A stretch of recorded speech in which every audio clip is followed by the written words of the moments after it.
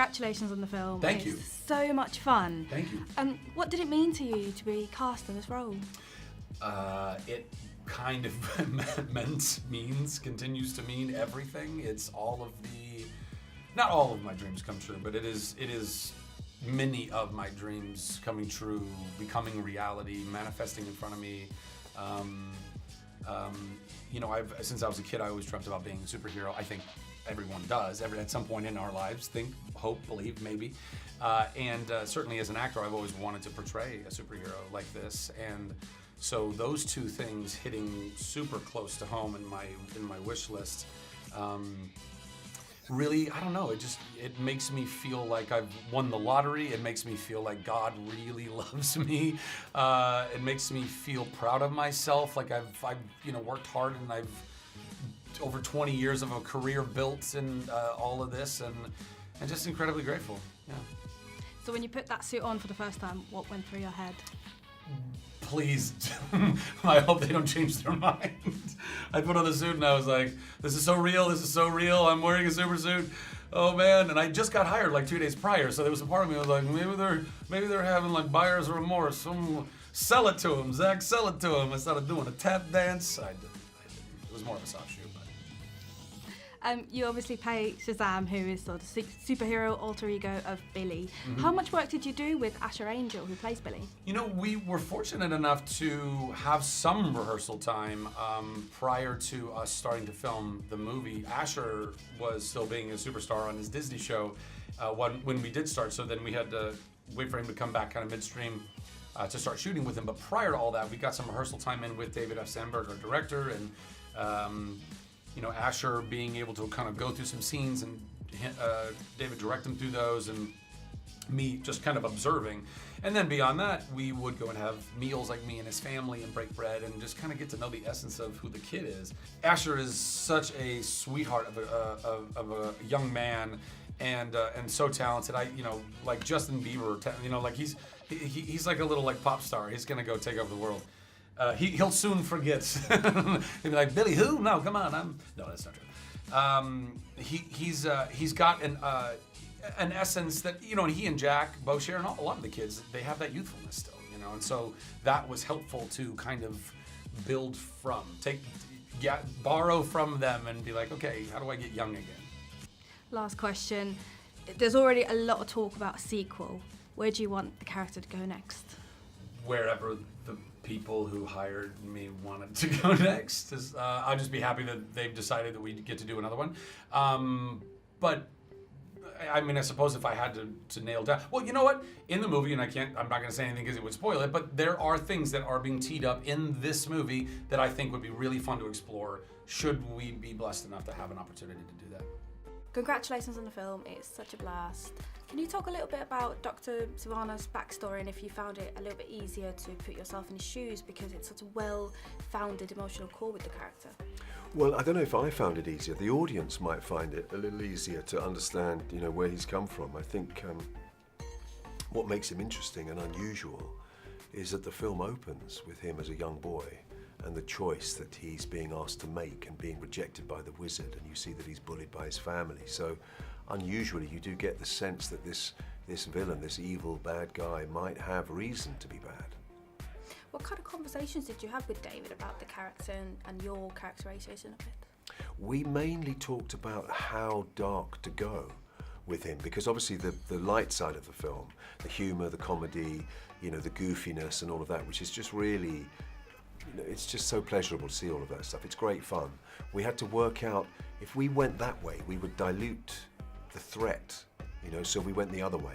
And because he comes from the world of horror, David, I think he made that character pretty scary. I mean, there are a couple of sequences that are properly scary that I wasn't expecting, and you don't normally get in this kind of a movie, but I think it helps. Absolutely. There is a lot of visual effects in the film, and especially in your scenes. So how much of that was practical and how much was it CGI? Well, obviously the sins are all completely CGI. When you go into the Rock of Eternity, which was a set, the sins were all there as statues. So the design of them I could see, so I knew what they all looked like. But when it came time to, get them out and let them do their dirty work, that was all imagination. But, hopefully we haven't lost that ability. You know, children have it, and why should we lose it as adults? Actors certainly need to have it, especially these days with so many things being shot against green or blue screen. Absolutely. You've obviously played a lot of villains before. Why do you think you float towards those kind of characters? I think partly I'd get chosen because I've done them in the past and people think you could do that, and partly because I enjoy them. You know, they're complicated and multi-layered, and you know, you get some great lines, you get some great costumes. People often say, or a friend of mine once said to me, there are only a few moments in a movie, 4 or 5 moments, you know, where you come out of the cinema and you go, what about that bit where, and wasn't that great bit where? And I feel like villains often occupy those moments. So if you have a moment like that in a movie, then you're in it. Without any spoilers, do you think this is the last that we've seen Dr. Sivana? I don't know if it's the last, because there's a little fascinating, I think you're referring to the little scene in the credits sequence, the little Easter egg that they've put in there of, and I don't think it's a spoiler to say that Dr. Sivana is visited by Mr. Mind, because anybody who knows the comics will know that Sivana and Mr. Mind have quite an interesting relationship. So I suppose it depends on what people's appetite is as to whether or not you see him again. With the success of Wonder Woman and Aquaman, it really does feel like a new dawn for DC. So can you just tell a little bit about how that's happened, and then David, how you came aboard for Shazam? Sure. I think that DC and Warner Brothers have just embraced the idea that you can tell great standalone stories that with a tone that's appropriate for each individual film. So Wonder Woman felt very different than Aquaman. You know, the great fantasy of Aquaman, you know, the world of Atlantis, that was appropriate for that movie. And for Shazam, you know, it was an opportunity to tell a really fun and funny action comedy with great wish fulfillment at the center of it. And that's what's appropriate for the character of Shazam, because he is ultimately a 14-year-old boy who gets the power to transform into an adult superhero. So I think DC has just embraced that idea of not trying to shoehorn some collective universe together, but instead just letting each movie organically be whatever is best for that particular story. Yeah, and that's what I loved about the idea of it, like that it is the ultimate wish fulfillment, and it's something that we haven't really seen before, of this boy who gets to become a superhero. Because I mean, what kid hasn't dreamed about becoming a superhero? And it just, you know, it enabled, you know, it was a chance for me to tap into all the movies that I loved as a kid, that had that sort of fun adventure feel, you know, like The Goonies or Ghostbusters or Gremlins, or, you know, that had a, you know, that had a little bit of everything, the humor and heart and even a little bit of horror sometimes. Exactly. With James Wan with Aquaman, now James Gunn with Suicide Squad, and you, David, all these directors have got a lot of experience in horror. So was that something that you intentionally were seeking? Listen, you go back to Dick Donner, who did The Omen, and then his next movie was Superman. So I think there's a real history of horror directors, the really talented ones, moving into the superhero world, because it's really hard to make a good scary movie, and those filmmakers that achieve it are, you know, tremendous talents. And you know, it's been very easy for David, and it's certainly very easy for James, to transition from horror into you know, the storytelling that's required for a superhero film. So I wouldn't be surprised to continue to see it happening in the future. And David, what have you been able to bring from your horror background and also your experience in short films into Shazam? Yeah, I think with the horror, been able to, or at least try to create a real sense of jeopardy.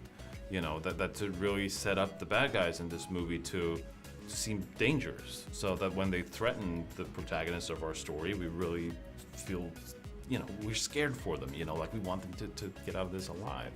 And my short filmmaking, I think, have brought a lot of ingenuity. You know, like you have to be think differently sometimes, and I still try to do things practically a lot of the times. And on a movie like this, we were able to do that quite a lot, actually. Like we have, you know, we bought several buses for just the bus sequence, so we could actually create these elaborate rigs for the stunt people to fall through, and yeah.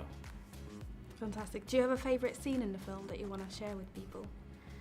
My favorite might be the convenience store scene, just because it's the first time we see Shazam actually dealing with bad guys and realizing his potential as a superhero, and it was just a blast to shoot. And for me, it's the montage. You know, I love when Freddy and Shazam are exploring the extent of his powers. To me, that I can watch that on a loop. Yeah.